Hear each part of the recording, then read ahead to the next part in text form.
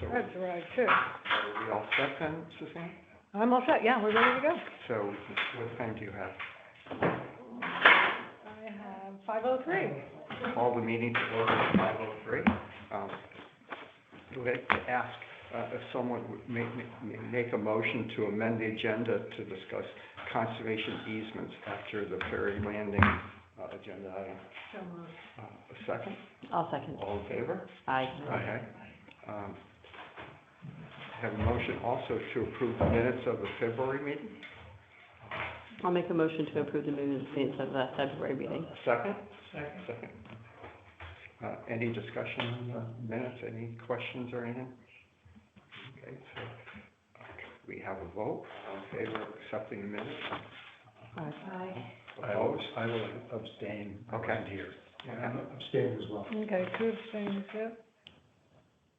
Very good. And public comments? Do we have anybody other online other than Suzanne? Okay, so let's get into open space business. So, Ann pointed out that next month's meeting partially overlaps with the zoning commission hearing on Halls Road, which I think a lot of people are interested in attending. So there were two options. One would be to start this meeting an hour earlier, or the next would be to have it the next day at the same time. This room would be available for that. So any thoughts on what people would prefer? I'll let you lead that discussion, Andy. I'll let you lead the discussion because I hope you realize that you will be chairing that meeting. No, I didn't. Yeah. You will be traveling. First time I've heard it. There you go. Yeah, I mean, from a personal perspective, I could do either, but going from a meeting at 4 to 6 and then a meeting from 6:30 to God knows when that's gonna end. Could be time. Kind of a brutal day. Long day. I totally agree, Ann. That was my feeling, but. If Thursday works for others, I would be. Check the calendar. Works for me. Yeah, I think it's okay for me as well. Okay. So So what, that would be The 10th. 10th. Oh, I have you in there anyway, so that's, so I will contact Michelle. She has the room tentatively penciled in, and I'll contact her to confirm that we're gonna change the date.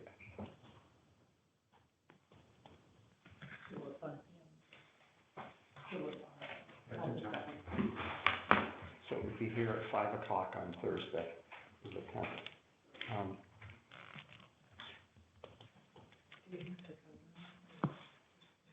Sure. Make a motion to move the meeting from the 9th to the 10th. Yeah. I'll Second. Okay. Any discussion? All in favor? Aye. Aye. we Opposed? got Joan and Ann? Sorry? Joan, Evan, yeah, and Evan and Evan Ann. seconded it, Okay. yeah. Okay. So we had a FY workshop. Did you attend it? I did. Dan, do you want to talk a little bit about it as a former secretary and an attendee? I don't know if there's anything new, but. Right, it wasn't terribly new, but there were, there's always something that, I probably have heard and forgotten. For me, I actually didn't realize that you have to come out of executive session to vote on something, so that was kind of a refresher. And, but, mainly it was pretty routine. I think that the fellow who was presenting seemed, very open to people contacting if they had any questions.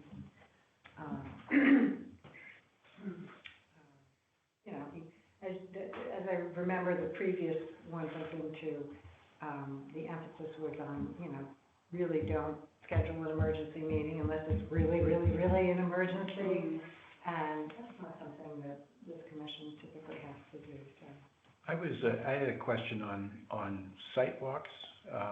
If we were gonna go look at a piece of property or something, that would have to be a scheduled meeting. Right. And do I understand that no business can be, Yeah. because I know the Wetlands Commission had all these site walks, and then you know, we'd stand there and take a vote, right? Mm-hmm. And it was, I'm thinking, wait a minute, I'm not sure this is kosher. Well, so, it all has to do with whether there's a quorum present. And then there was some discussion about whether the quorum number is based on all of the members or just the voting members. And he was leaning towards it being all of the members, so we have 10 members, the quorum is 5. And, so I guess it would kind of depend on that. Okay. That's a good question, though, is what constitutes the quorum? Mm. I was always under the impression it would be a majority of the voting members, Mhm. which in our case would be 4. Mhm. Go ahead. Well, one thing, because I did some reading after I forgot to go to the FOIA meeting, that there's the special meeting, I think it was, and a regular meeting, there's a difference in wording between how quickly you have to post minutes. One says calendar days and one says business days, is that, That's correct. okay, because I went in, I was like, it's really, all right. Yeah. So that's a good point to bring up too, John, for your information. For my end, yeah, then I won't bug you so soon, Greg, about Yeah, well, the point I was gonna make is, the April meeting will be a special meeting, because it's not scheduled on the, schedule that was Okay. previously published for the year, which means the basic difference in terms of the actual meeting itself is that you can't alter the agenda. So like we made an adjustment to talk about conservation agents, you would not be able to do that in April. So better think of everything we might want to talk about. Ahead of time. So Off limits? So what was it, posted in how many days then? I think the regular meeting is 7 yeah. business day, I Yeah. can't remember which is which, yeah, Yeah, and that's good, and then the special meeting is calendar day, so, A couple extra days. yeah. or something, Okay. yeah, well, potential. yeah, I'm not sure what it is. So I'll be away from the 2nd to the 14th. I'll talk to you before I leave Okay, so about the agenda. the agenda. Okay. And just so you know, I'll be here in May, but for the May meeting, but I won't be there for 2 weeks prior. Oh, good. We're a traveling group. I think Russell put on the most miles of all of us. Yeah. How long were your flights, Russell?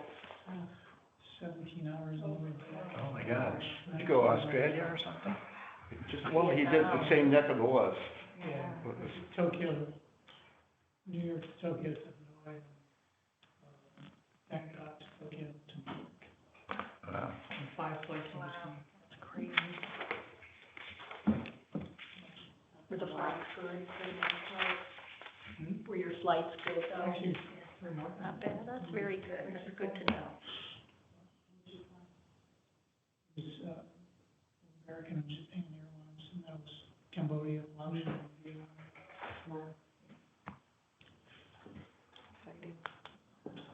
I asked Russell if he visited the White Lotus.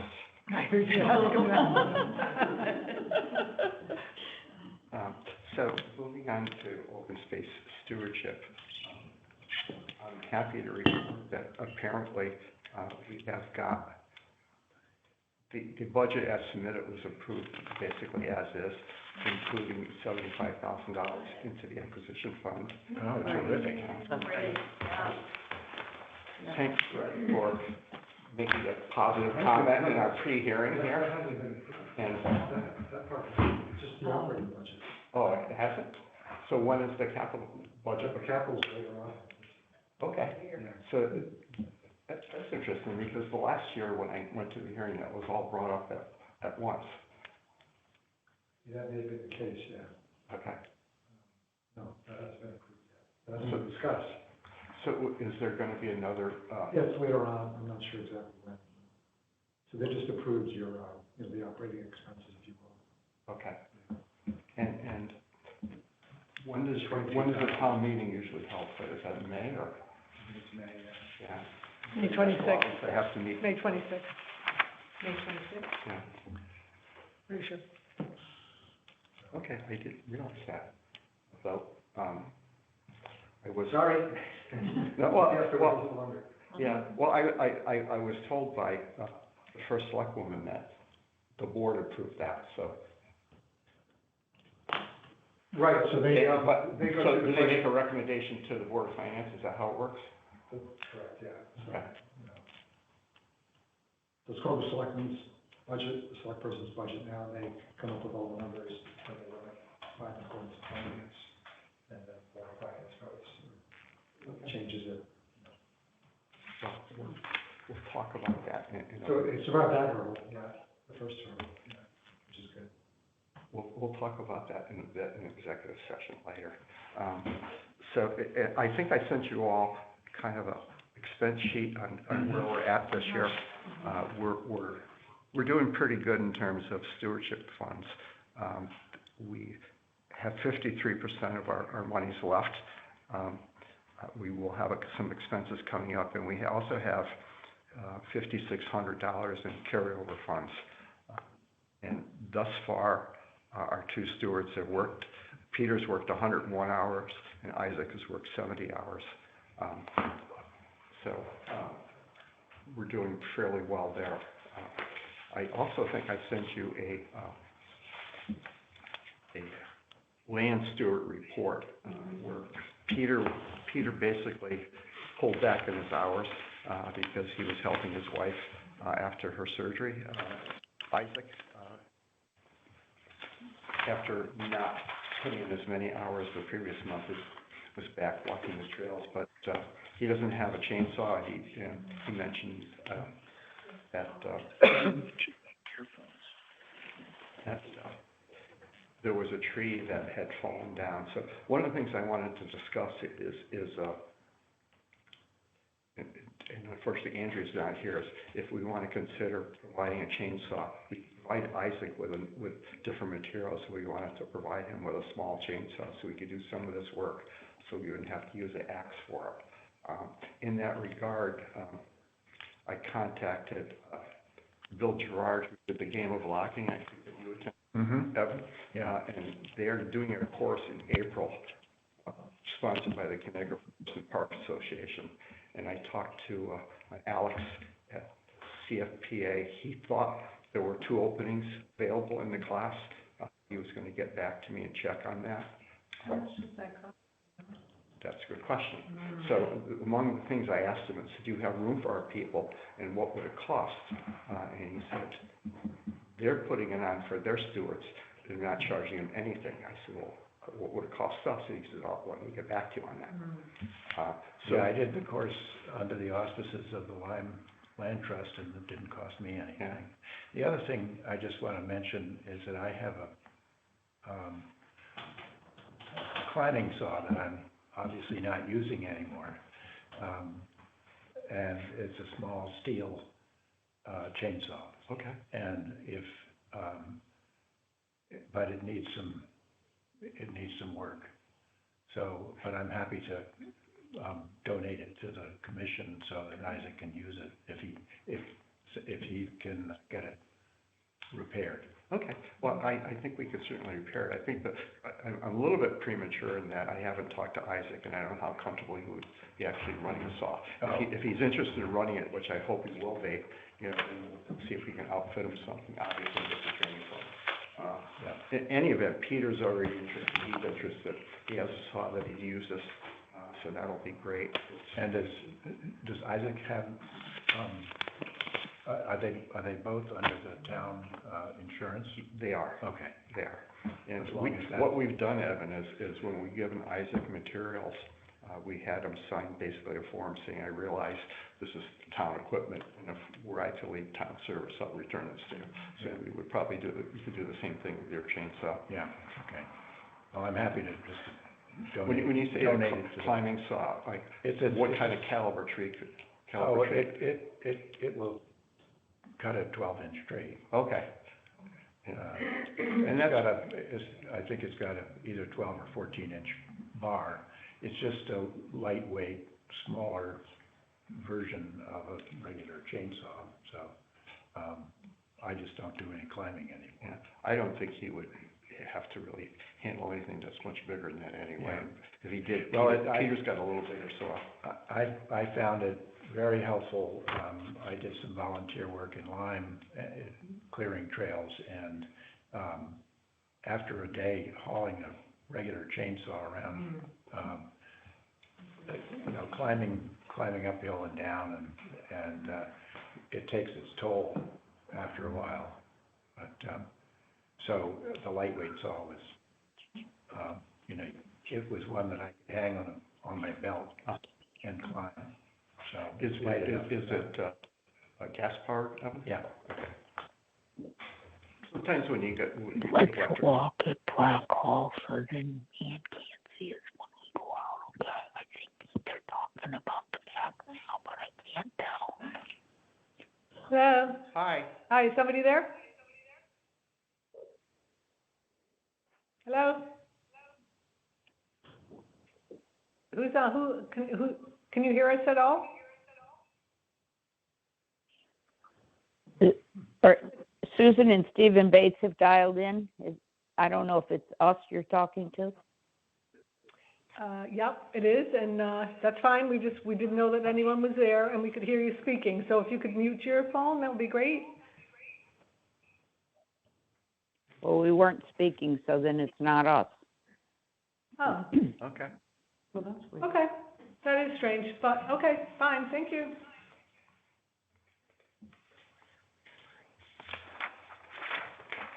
Okay, so as I mentioned, that'll be great if, I think the cost is not gonna be prohibitive, even if we have to pay something, and I think it's well worth it to have Peter do that. And he's interested. The only other thing I wanted to mention, and I don't know if that comes before your Board of Finance or whether it's done in-house, is that we do have some funds that were appropriated for a multi-year project on Ferry Landing that we would use in the fall for the last spring as part of this project. So we hope to carry those over. Does Board of Finance vote on the carryovers? Yes, Okay. yeah. So the selectmen approved the carryover. Yeah. And so, Yeah. finance too. It was They one of the. realize that it's a project that's, Yes, it was, we've always been upfront that it was a multi-year project. yeah, and there's a reason for delaying as well. Yeah, obviously, it's on a seasonal cycle, which goes by nature and not fiscal years.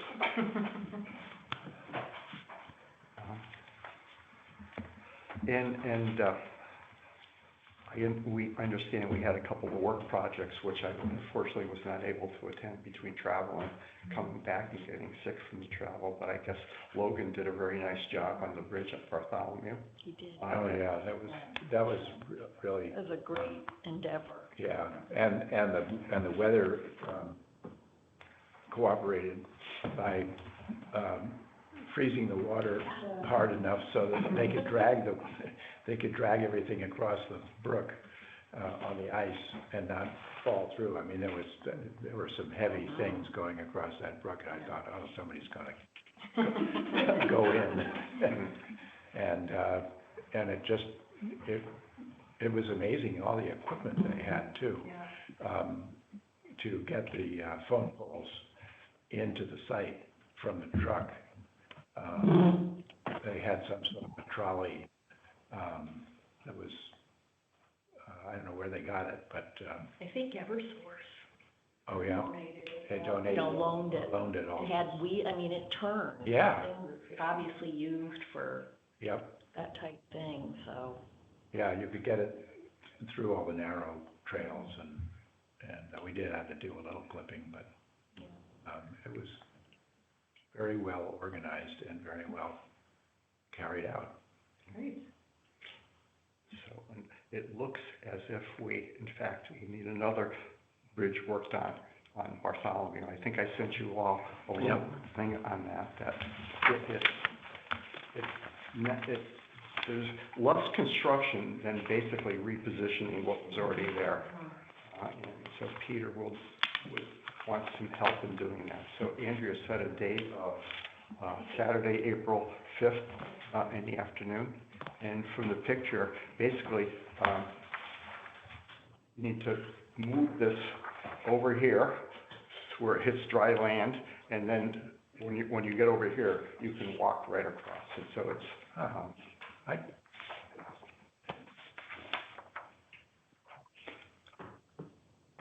I'm not sure I know where that is. I thought it was. I did too, I was like, what? Honestly, and I was at Walmart today and I ran into Peter and I was like, are you kidding me, that bridge those kids put in, and he's looking at me like, what are you talking about? I didn't know there were two bridges. I didn't either. At Bartholomew. He put this other one in, he said, Peter did. he put the one in that Yeah, moved, that moved, yeah. Okay. Okay.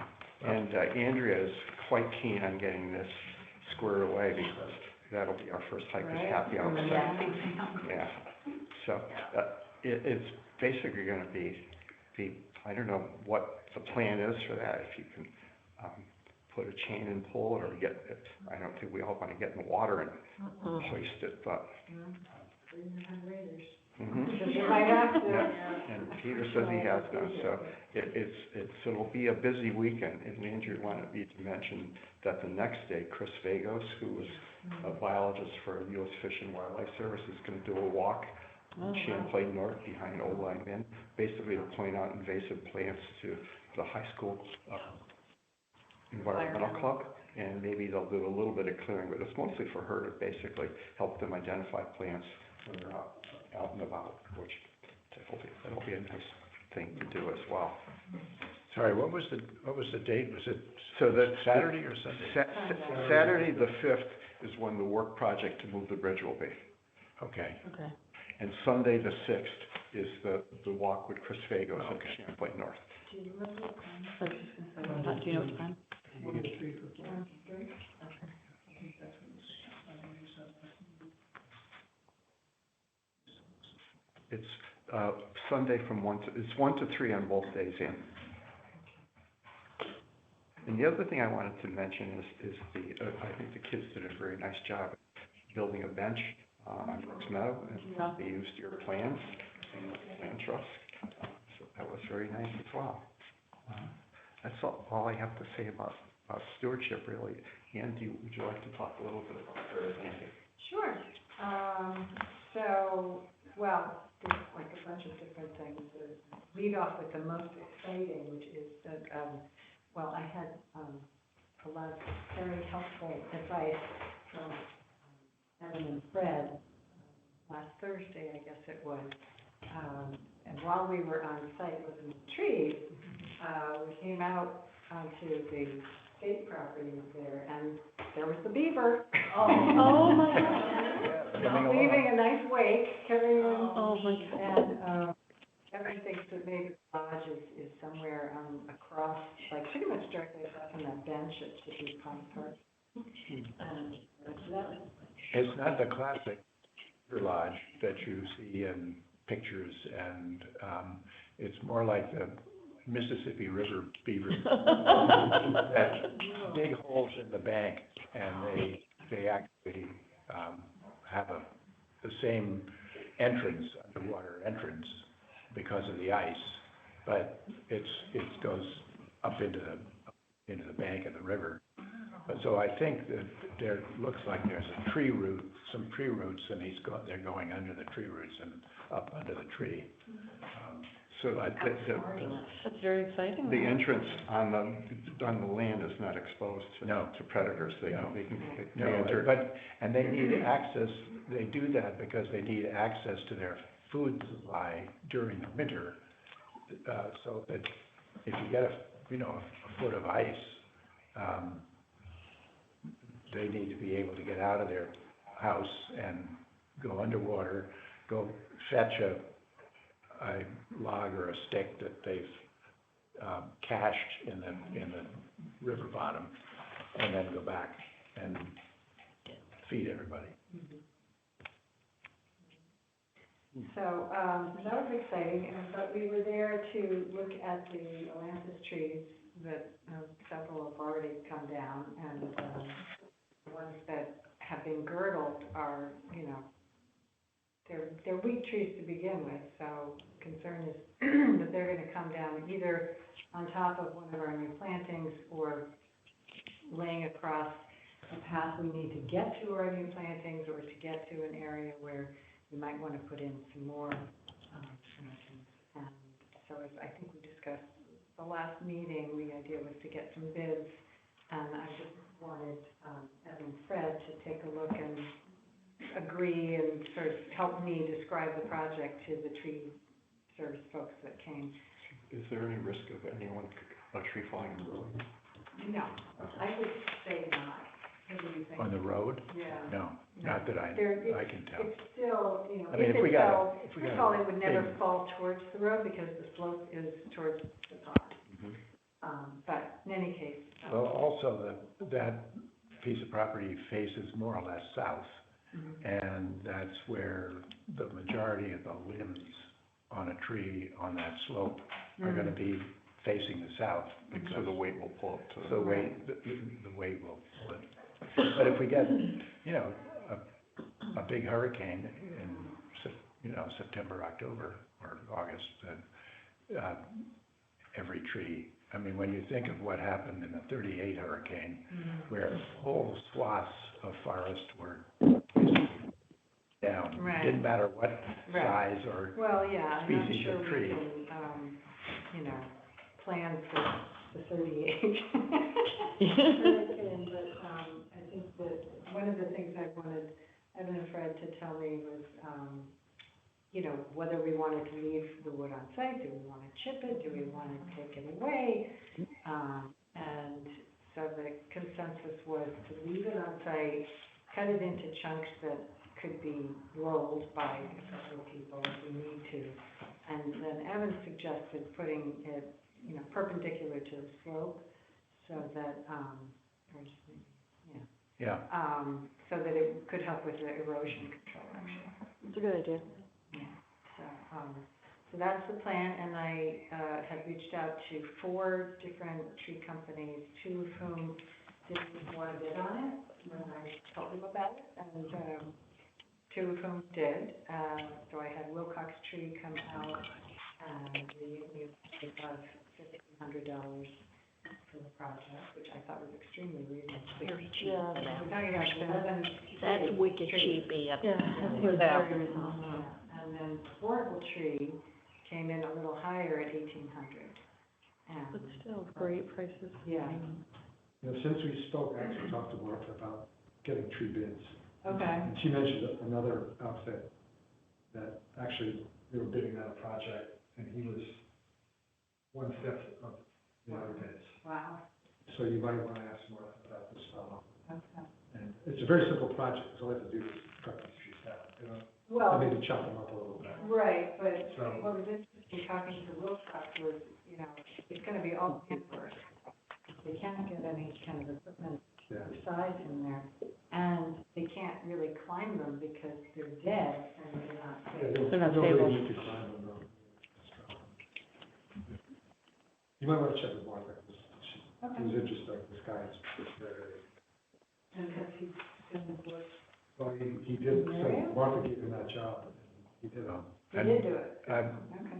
I would I don't know the hope name. that they checked that he had sufficient insurance and was bonded. That's, I'm sure Martha did. Oh, yeah. What job was it? It apparently was at the school, I'm not sure exactly the specifics, but Do you know who he was or who he I is? can't remember the name. Okay. All right, I'll ask Martha. The quote's coming in at 3,000, and he bid it for 600. Gee. Jeez. Love his. Well, that was the reason why Middlesex Tree didn't want to bother, But anyway, because they keep getting under bid. Oh, my Lord, he's unreal. It's, maybe up there for, Martha Buffalo. Sure, yeah. it's a simple job, but on the other hand, you hope when they do it, they're gonna do a good job, because I had a tree company that cut down a tree for us, cut down the big pine tree on Horseneck Creek for us, at no charge as a service, but they dropped it right across the trail and left it there. Oh, jeez. I had to go out there and Thank you so much. clean it off the trail myself. So sometimes you get what you pay for. Right. I mean, because the other concern is, and there's, I think, 3 or 5 of the trees that if they dropped wrong, we'd actually take out stuff that we wouldn't be happy to. Well, we just planted a whole bunch of things there, so we want those to grow. I mean, the majority, like at least 6 of these trees are up the hill, Okay, closer to the road, not near, not super close to the road, but away from most of our planting. okay. But 3 of them are much closer to where the blueberries are and where the ground cover is. And there's a little apple tree there that could easily get crushed. Who knew? It's a native apple tree, it's a volunteer. Volunteers. Mm. And, so, we want whoever's doing this To be aware of what they're right Mm. where things Oh, land. hopefully, Jason and his crew know how to drop a tree in the direction they want it to drop. They're pretty good. They've done a lot at our house, so. Yeah. Yeah. I remember when I first came on the commission, they were kind of the commission's go-to arborists. Mhm. They built Dunbar. Yeah, Well, they'll also, like, you'll be there the day that they come, so, you'll be able to sort of make sure that nothing that isn't supposed to be touched isn't touched. Right. So we did mark the trees a little better, I got an orange spray paint. oh, did you go back? The only spray paint I had at home when I went down to meet Evan was white. It really didn't show up very well in some of the bark, but, it's been effectively marked now.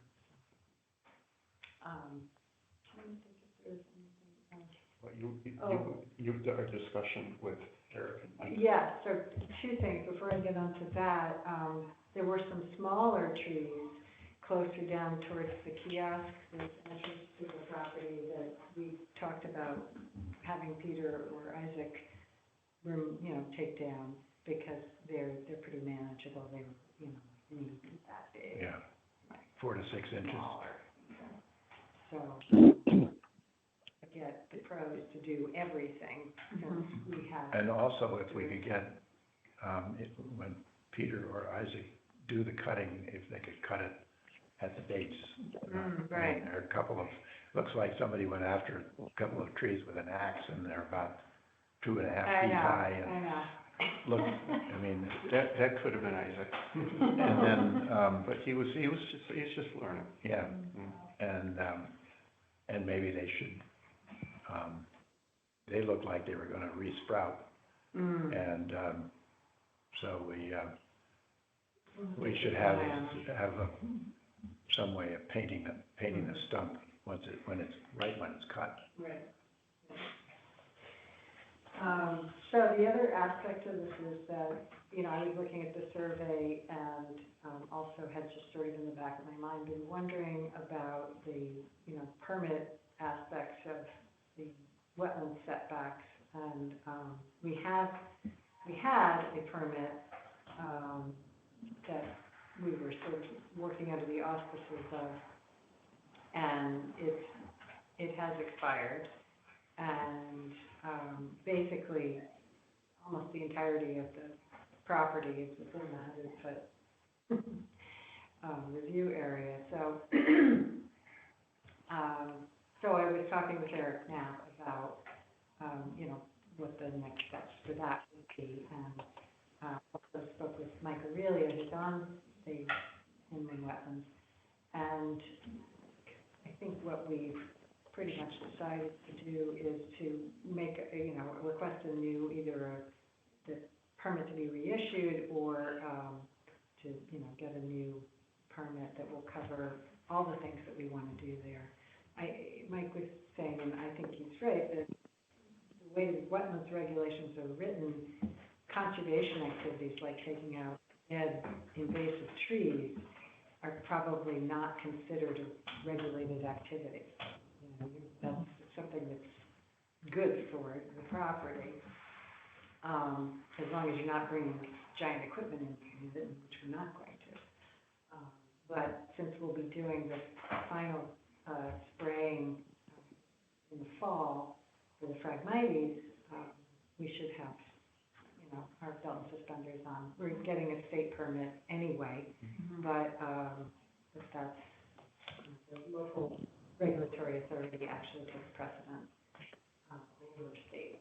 Did Eric say that, or discuss an administrative permit? That's what we had, Okay. and, Mike thought that it was entirely possible that if they come to do a site walk, that they'll just authorize that Okay. on the site, on the spot there. And so I don't think anybody anticipates it being problematic. I think that the other one dated back, did you say 11 years or so, back when we first had Malcolm mow that? No, Yeah. yeah. And I talked to Eric Knapp when we first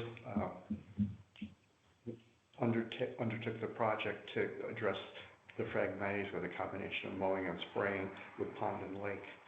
And he wrote to the chair of inland wetlands basically saying that we were going to seek a state permit, and given that inland wetlands might just basically defer to the state's review, which included a NDDB. diversity check, Yeah. which led to us having the herpetologist on site. So, Yeah, I mean, I think we've been pretty much by the book, and very Well, conscientious about our work there. that's the way. Yeah, it's very that's the way it ought to be. The law should be obeyed. Yeah, that's right.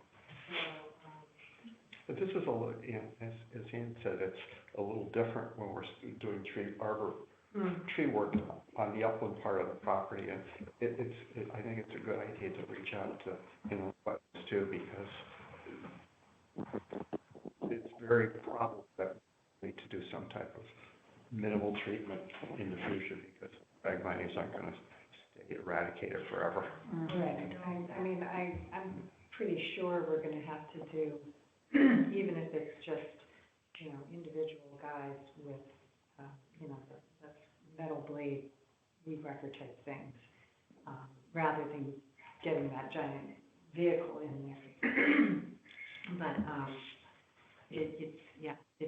it never goes away, really, but it's certainly looking good, and, I think It does look good.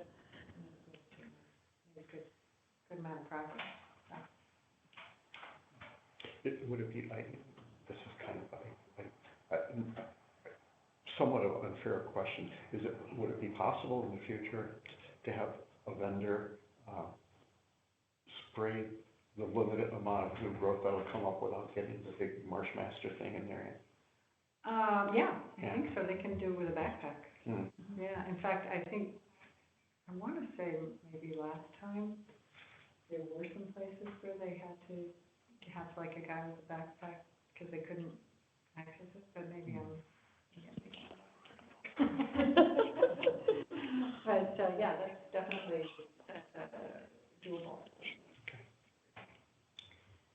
So, I think that's pretty much it. We're gonna, we'd like to use the carryover funds for this year that we were authorized, for some of this, but then we can talk also about the mapping expenses, Well, yeah, the carryover funds, that we have two carryover accounts. One is for stewardship, but the other is for the fragmenting project, and that money will basically hit almost exactly what we're gonna owe this fall to Pond and Lake, so it'll exhaust the account plus complete our contract with Pond and Lake. And I think they already used some of it for the applying for application. application to deep, so they're not held up come fall.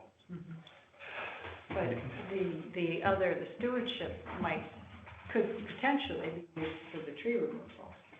Yes, between that and what we have in our regular stewardship account. Right. So we do have the money to, especially if we can, the $1,500 we can handle, maybe even less than that. If, Right. Right. The other arborists can do the job. But the important thing is to try and get this done before things start to leaf out, and it gets more difficult to navigate the property for that reason. So the other thing, I'll segue into this and let Ann discuss this further, is it last fall that, Michael met with, a representative from Audubon and U.S. Forest Service. So there was grant monies available that Mike Aurelia flagged substantial amount of money. And we sent in a letter of interest to them. They came out and looked at the site, and we got a letter back saying that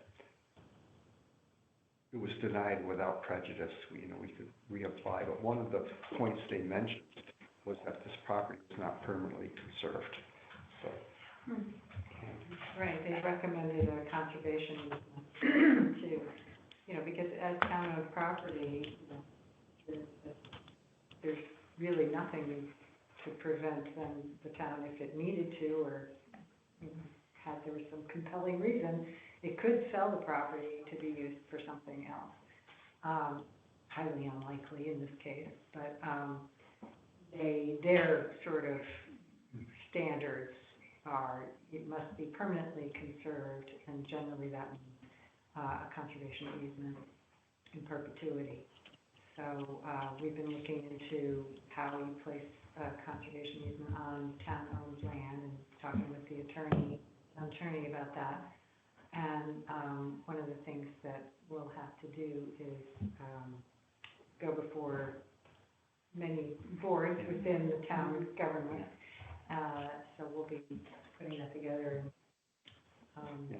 So I talked with Eric Knapp a little bit about the process, and we would certainly have to go before the Board of Selectmen and get their approval. And he thought, I'm not sure he's done this, so it's a little bit of a new area for him, but he thought we probably should go before the Planning Commission, basically to see that our goal in establishing the easement is consistent with the plan of conservation and development, which I think it certainly would be. And then eventually it'll have to go before a town meeting. Right, it is, so an easement is a conveyance of property rights.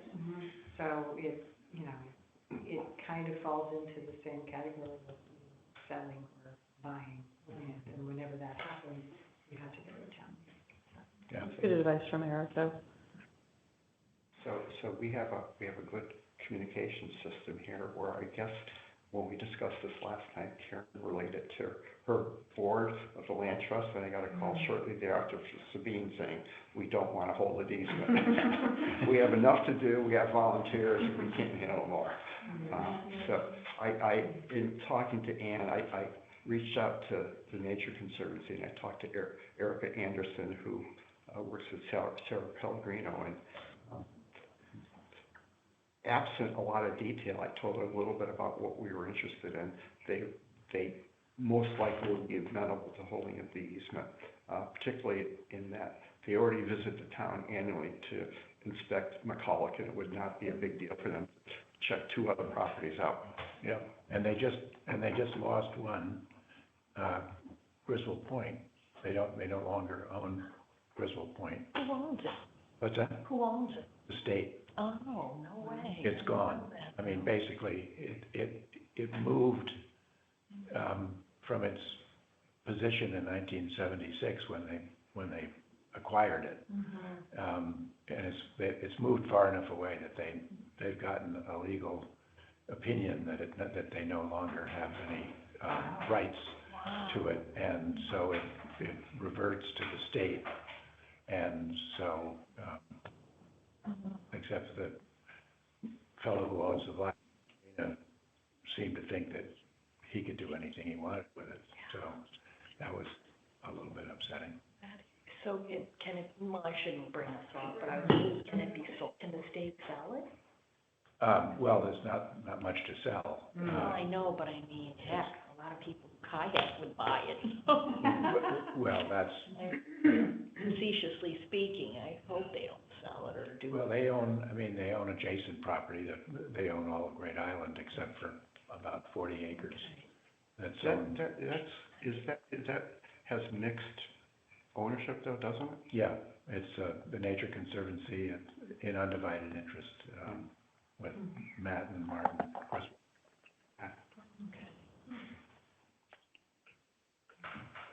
So the other thing too is, the addition is, in beyond Ferry Landing, we talked about whether our properties are protected or not.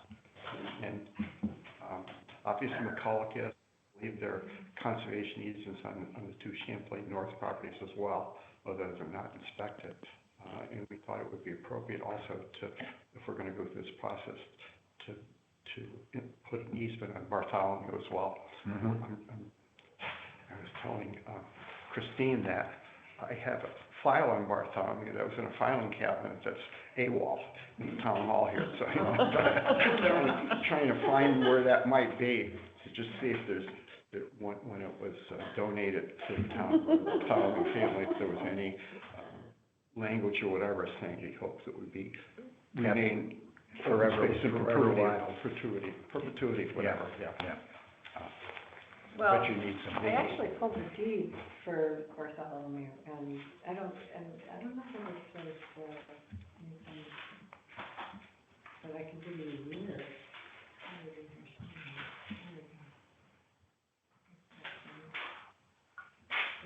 They don't say much, I'm kind of surprised. Is it a quick claim? Yeah, Mhm. it's Well, a quick yeah. claim, the no consideration paid, grant to the town of Old Lyme. All my interest, the real property described as attached here too, made a part of it, so it's just conveyance, really. And then there's property description, and, But does it mention to be conveyed for open space or just conveyed to town? conveyed to the town. And that was from Adela and Dana Bartholomew. No. Yeah. I think I've seen a zillion of these things. So it's, Yeah, unless there's some sort of clause in the deed saying that it's understood that the property is to be held in a forever wild state or something that was, Not protected. not protected. And you look at the town of Groton that, had a piece of open space and they said, well, that's it for the open space, we're building a high school there.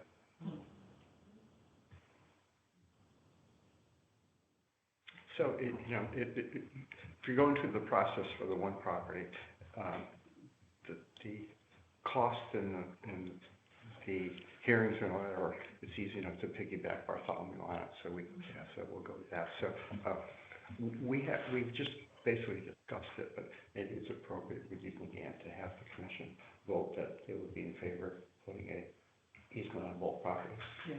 Would you like to make a motion? Motion to put an easement on both Fair Landing Wildlife Refuge and Bartholomew open space.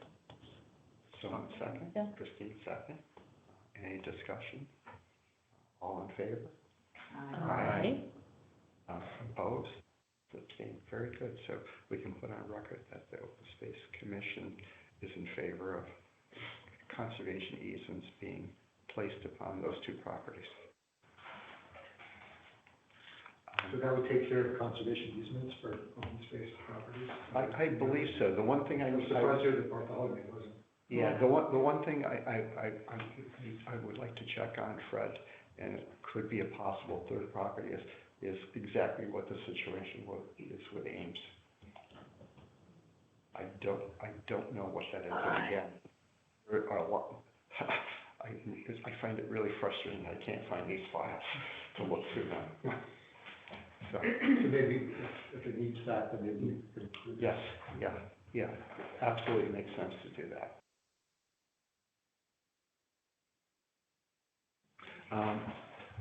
The other thing I wanted to mention, to get into, is I sent you some information about the website. Ann and I have been looking at the website. Russell went through it and made some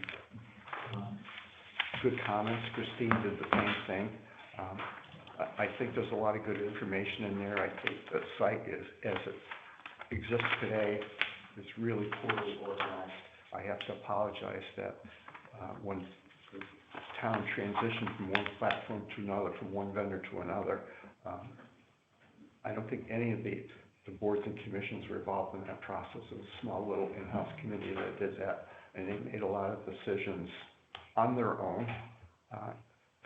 One of the things one of the decisions they made that I wish they had talked to us about beyond the actual organization of the site was, they did not keep, a lot of the old content. The old site had all the minutes for the Open Space Commission going back to when the commission was formed, and that was kind of searchable. That's all gone. So, I mean, minutes exists in the town clerk's office, but obviously it's not as convenient to be able to look at them online. I sent you basically the notes on that we're looking at, and Christina's offered to do some writing. I don't know if you're interested, Russell, if anybody would like to do that. I think when we start to whittle down to specific pages and so forth, if anybody would like to do any of the writing for that, would be much appreciated. And Evan, I've talked to you in the past, if I could twist your arm gently to write something about what would be the advantage of selling property to the town in terms of, and also to a bargain sale. Why might one offer a bargain sale to the town? Obviously, there might be tax advantages or whatever. Yeah. People should check with their financial advisor or accountant or whatever. Right, about right. something, Sure. that we would certainly welcome if someone wanted to Yeah. I'm enter happy into to talks with us. write a paragraph or two on that. Okay, that would be terrific. You know, I'm willing to continue whatever you need, so. Okay. And that kind of segues into the other thing that I wanted to talk about is the mapping. I don't know, did I send, I hope I sent that proposal to all of you. Yes. Do you want to talk a little bit about it, Ann and Russell? But, we haven't heard back for very long, because, I looked at this afternoon, but I think what Steve did when we first talked before I left, I asked him to put it piecemeal, which he did. There's a couple things missing, I think, Greg noticed. I'm not sure, I didn't talk anything about pricing and timing. Just here's all the data to review and see what he would come up with and see. It seems, everything I looked at that he has done, and he gave us some links for his work, is very nice. I think he's very, very skilled at what he does, and presentation-wise, and visually, it's very, very nice. So, I have faith that he would do a good job. Yes, I agree with Russell. In looking at the work he's done previously, it looks really professional, really nice. He gave us what looks like a kind of a two-part bit. One part would be basically if he can do everything online, take the existing data and work with that. The other part of the more expensive, and that would roughly cost about $2,600. I have a number of questions about what he's going to do that we'll discuss with him. And the other bid, roughly just a touch over $5,000, would be if he actually has to come out with his equipment and walk the trails and mark those trails. So one of the questions I had is clearly he has more sophisticated equipment than we're ever going to have. But if we were to use our phones with Avenza or some type of other map where we walk the trails, is there any way that we could actually generate that data in a format that he can use to make the trails? And whatever, a number of us went to Avenza Trading. Maybe there's a different app that he can use, that he can train us with, but it'd be nice if we could do that. That would save a substantial amount of cost for us. He had some questions in there. He made some comments in there too that I wanted to ask. He talked about basically that some of the data in the town GIS system that needs to be dated, to basically be adjusted and updated. I don't know what that quite means. He talks about some of the CAMA data is not populated, but I think maybe we can talk to Melinda Cronfeld, the town assessor, about that. I think it would be a great time of the year for that, because I think now, maybe the next month or so is when she works with the GIS vendor to populate the maps with the new information. And as I discussed with Russell at the start of the meeting too, that one of the properties is McCulloch is missing there, and that's actually a property that we probably need to have him walk, or somebody needs to walk, because we've rerouted the trails and we need to adjust the parameters of the property to reflect the fact that 6 acres will be removed from that property. And also, we will add an equivalent amount, or maybe a bit more, of the Joseph parcel that was provided to the town as part of the Great Oak subdivision, so. So one thing he did mention was in the text of his proposal, because he could do points of interest features very easily. He did the walkthrough.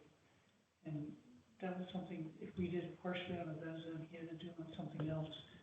He wasn't sure, because he hadn't seen the data yet. He wasn't sure how easy that would be to facilitate kind of a finished product. So that's something we probably need to really push on him a little bit to understand. Another thing another job that we need to have done, and I don't recall, but we discussed this with you, Russell, if you discussed it with Steve, is we had Nancy Merrick do some work for us in mapping, drone mapping and so forth, and she said that she gave us the files that needed to be, as she called it, stitched together to make an overall image of both Ferry Landing and Bartholomew properties. So maybe we can talk to him about what that would involve and what that may cost. Because I think I sent him the images on, they were on that information you gave me, and he didn't mention that in this meeting. So. Yeah. And I noticed, I was telling Ann today and looking at the town website, that the town hired apparently a couple new employees in the land office. And there's a person who was listed as the planning inland wetlands specialist. And looking at her background, she's a GIS expert. So we can talk, maybe she can consult with us, either as part of her job or maybe on the side to help us, which would be wonderful. We talked to a high school student who did some work for us back when he was in high school, and he did some drone flights and images of Ames. And Andrea contacted him and asked him if he could use the imaging that Nancy did at Bartholomew, and unfortunately, his free GIS program was not able to handle their data. You needed an ArcGIS Pro version, I guess, which I guess probably runs into 4 figures. And he wasn't willing to invest in that software, so. Well, I think Ferry is a great resource, and, you know, we just need to decide what the priorities for him are, and what, you know, what he can do with what's already available, and then kind of go from there. So one of the things we wanted to do, Karen, is to revise the Who's Who brochure. That's a really popular brochure. I was talking to Katie Balaka and Michelle Hayes. They each have like 3 copies, and they hang on to them. They won't give them out to anybody. But the main map, our text has been revised for us. I think you will eventually want to add Eklund, I presume, onto there. And we need to revise the map. And we specifically want to just make note that a portion of Ames is now called Noise, and plus Harbor Management is interested in having Horseneck Creek added onto there as an area for the town too. So we'll talk to Steve Perry about doing that. I know because I'd seen mapping on the agenda and just set out a thing and said, what's our position on mapping? And they're saying it's not something we want to take now. Because you guys use Lisa too, I believe, as your photographer. Yeah, So you're probably where we were. Yeah, and, I mean, clearly you can go with whoever you want, but. Yeah, I don't know who did it. I contacted, Carrie Chadwick from Yukon Clear, and she is the one that recommended Steve Perry to me. And you could probably contact her together with other names as well. Carrie Chadwick, she's, her office, I think, one of her offices is in, I think, Haddam, where the Cooperative Extension Service offices are.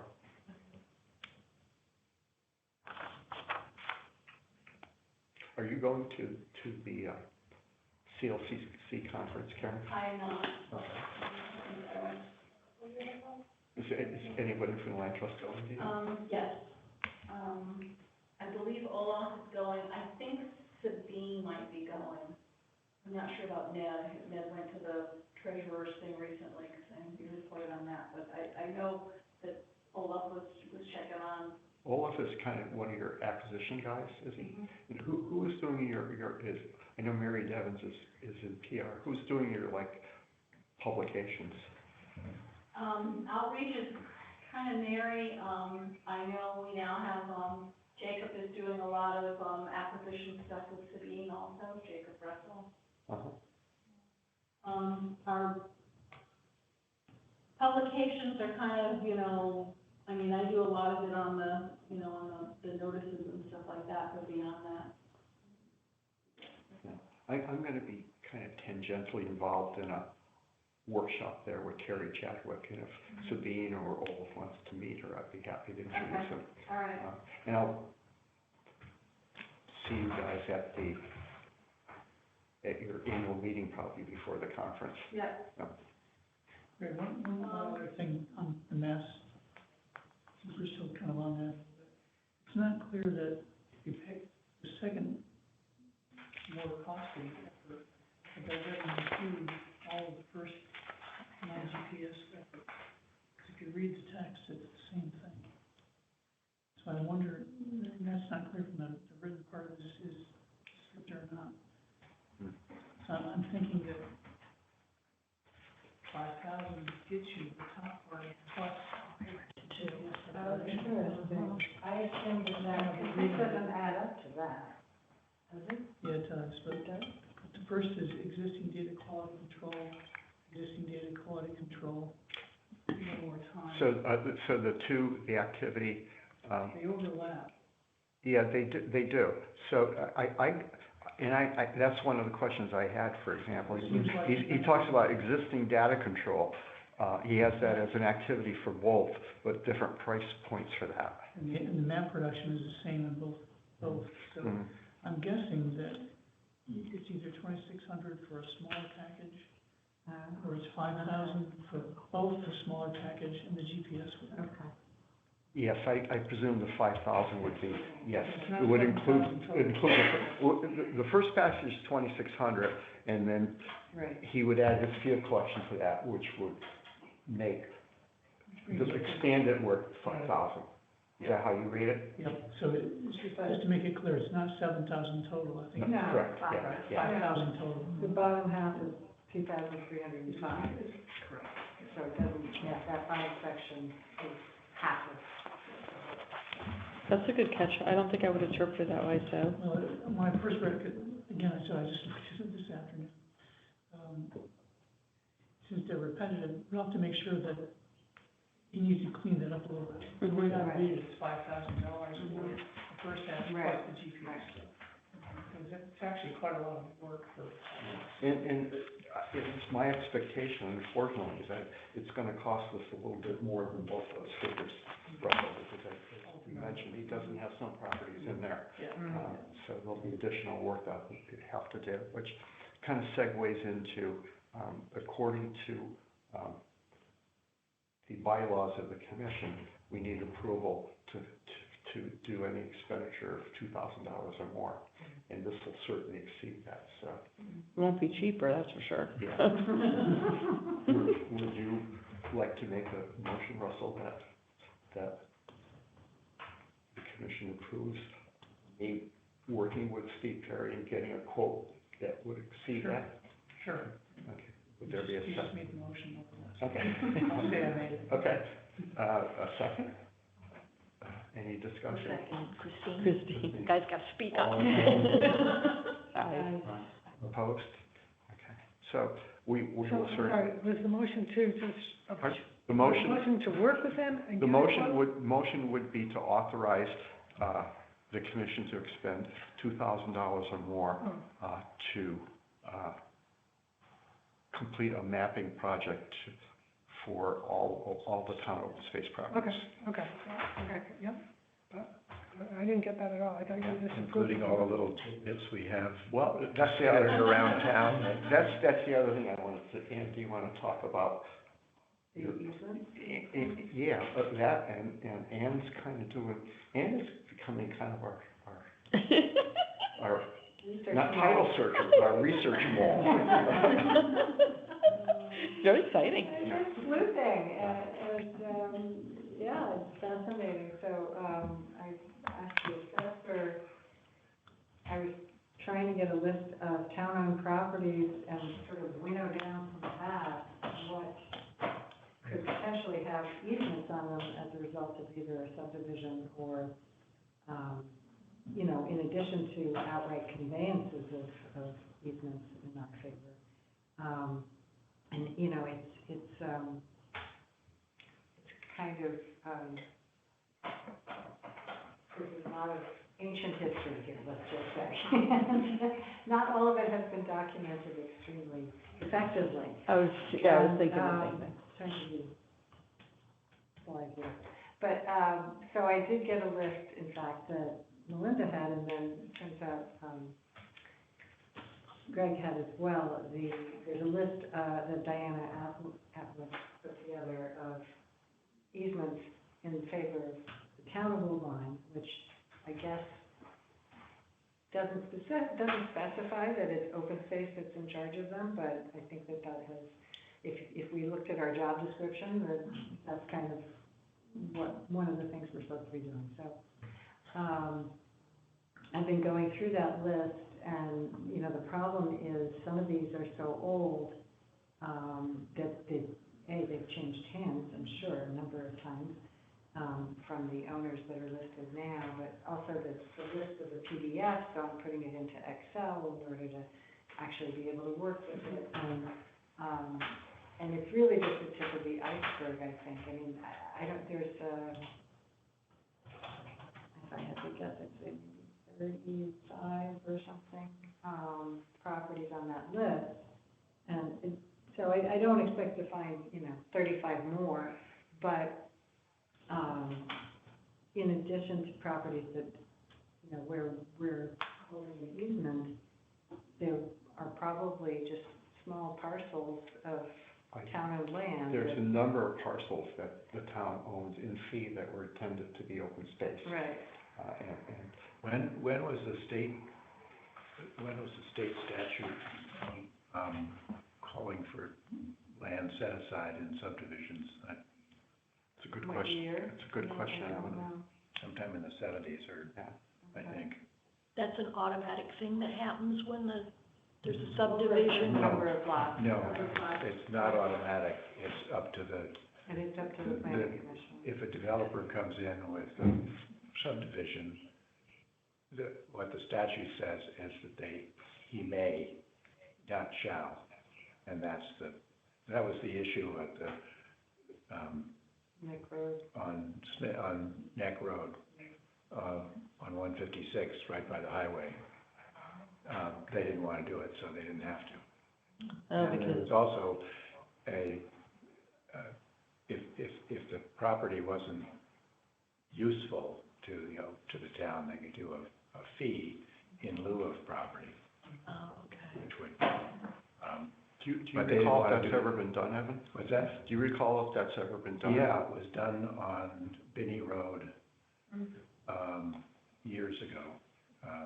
I remember a piece of property that, it was it was steep and, it it wasn't gonna be useful to the town as open space, so,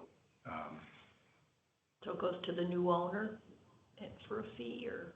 it goes, yeah, I guess it goes to the new owner. I'm not sure how they, whether the lot was simply sold or held. Got it, yeah.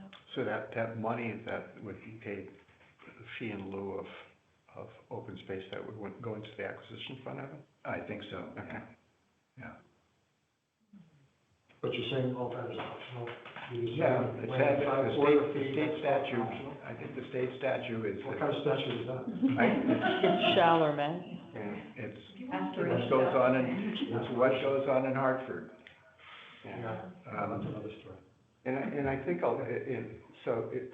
the land, if there's land reserved for open space, it need not be given to the town, it could be given to an HOA as well. Right. And Yes, I have a question about that. In your researching, have you come across what is the status of HOA land that was set aside? So What this includes. responsibility does, what's the intersection with open space?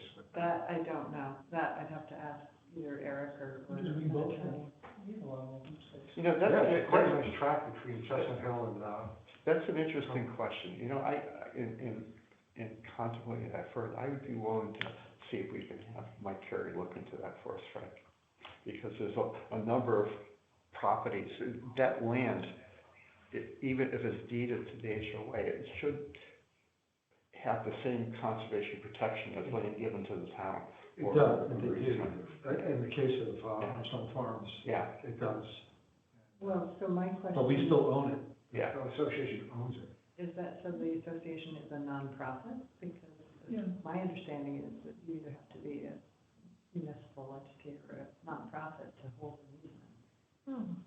No, it would not be an You're not- easement, I think the It's the land. HOAs would own the land. Oh, they in fee. actually own the land, Yes. okay, Yeah. all right.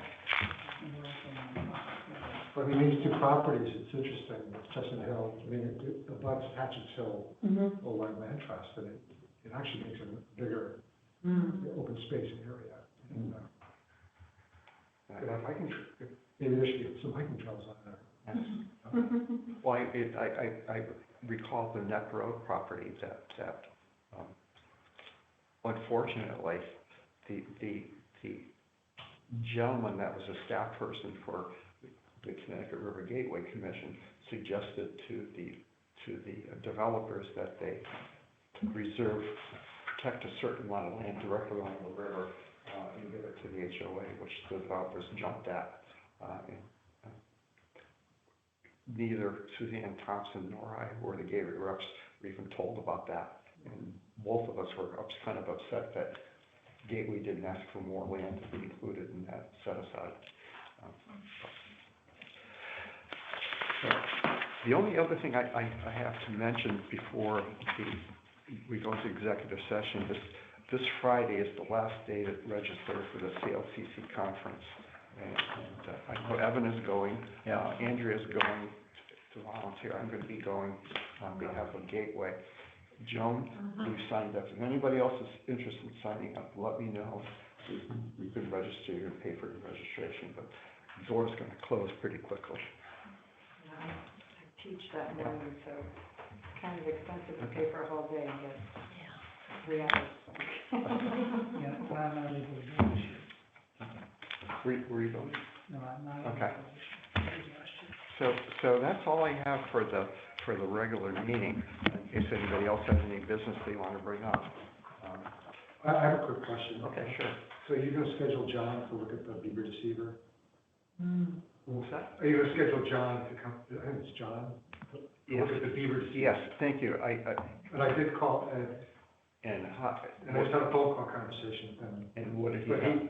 he indicated he thinks it's also, where the water's coming up is too high. and Okay. it's below there. Andrea, was out there, Pardon? The new one. Andrea was out there last week with Peter, looking at this spot where the bridge needs to be readjusted, and asked her, how does the beaver deceiver look? And she said, the water's high, but it seems to be flowing. But I will talk to John Egan about coming out and taking a look at it, maybe, if you're interested, Fred, you Yeah, I think add it it on should be the lower, itinerary. because the way it's set is the water will be higher than it ever has been, right? Very high marks that it has been in the past. Okay. That's what we wanted to avoid. It'll be well above, you know. Because of what, because of the beaver activity around? No, the pipe, the outlet pipe goes Oh. up. That's and slammed then- up, And that will determine the height. You know, I'm not, That should be lower. I'm not a physics guy, Evan, but as Fred mentioned, the terminus of the pipe by the road is higher than the entrance. Oh, And yeah. he said that was deliberate, but I couldn't quite grasp No, why it that has I to be can't go very- up the whole it thing. shouldn't- doesn't have to be quite that high. Yeah. Yeah. So we just have to lower the outfall. Yeah, where it comes out. Yeah. And so we did, fortunately, we entered into a one-year contract with them, so any work that needs to be adjusted, whatever, will be at Beaver Solutions expense, not the town expense. So, and he did say he was gonna come out and do an inspection, and he said, since we have a contract, if there's any other issues with beavers in town, he would look at that without extra charge. I don't know that we have any now, but if he comes out a second time in a year, that's something to keep in mind. So I think we just should do that before the beavers get active and start building the dam and water comes up. It's gonna be easier to work on. The beavers will only maintain the water, as much as they need, and once they reach that level, they'll repair, but they're not gonna keep building the beavers I don't. understand that, but right now, there's not much water, so it's easy to work there. And Yeah, once they build it up to that height, it's gonna be fairly deep. yeah. So, But it's like 2.5 or 3 feet that they, I mean, and obviously, in much colder climes, they need to make it deeper because the ice gets to be much thicker, and then they lose. And if the ice is all the way down to the bottom of the pond or stream, then they can't access their food, so they, we don't have that much ice. That would be unusual, certainly these days. When is it that they start to become active? Right. pretty soon. Right. I was soon as Well, if you guys saw a beaver. Yeah, I mean, they're out. Yeah, Yeah. so they're active now, then, I guess, answers my question, okay. Yeah. And I don't know that they aren't active all winter if there's no ice. Because the only reason they need to do that is for predators. You know, they go under the ice to get their food because the predators can't reach them, and then they go in the underwater entrance, and so they're protected from predators pretty much all year long. Well, do you think we could arrange that? Yes. Before the end of the month? Yeah, I'll give him a call tomorrow, Fred, and let you know. Okay. So, that's all I have for meeting, so if someone would make a motion to go in executive session, I'll make a motion to go into executive session. second, I'll second that. all in favor, aye? Aye. If you could, we'll give you a moment to get squared away, Suzanne, and shut the 22. recording off.